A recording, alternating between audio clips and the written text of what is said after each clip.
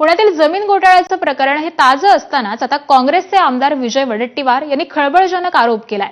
मीरा भाईंदरमध्ये सरनाईकांनी 200 कोटींची जागा ही 3 कोटीत लाटल्याचा आरोप हा विजय वडेट्टीवार यांनी केलाय।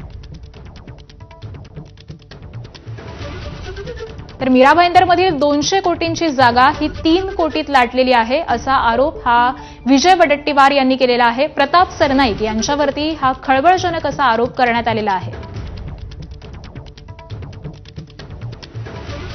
घोटाळ्यांची मालिका प्रचंड मोठ्या प्रमाणात या राज्यामध्ये सुरू झालेली आहे आणि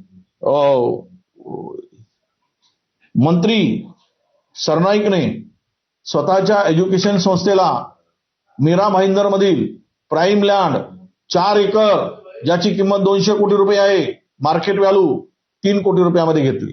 मंत्र्यांना स्वतःच्या संस्थेच्या नावाने अशी जागा चॅरिटेबल संस्थेच्या नावाने घेता येतं का? आणि हे जर होऊ शकतं तर महाराष्ट्र लुटून खा, आम्ही डोळे बंद करून बसतो।